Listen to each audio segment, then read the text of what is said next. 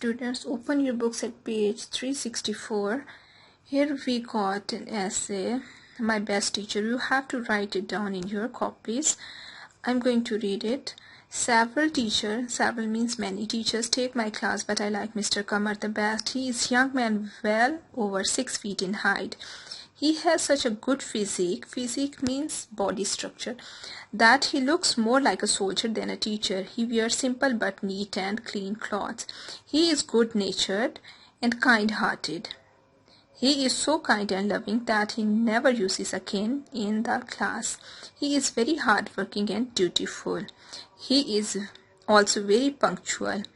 He is never late for school. He often comes to school half an hour earlier. He is religious-minded and says his prayers regularly.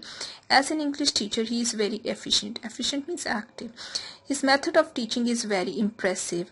He explains everything very clearly. Thus, by his efficient teaching, he keeps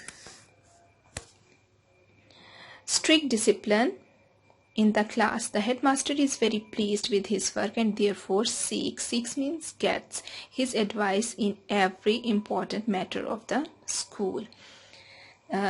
Students, you have to write down this essay in your copy and you have to learn it by heart. Thank you.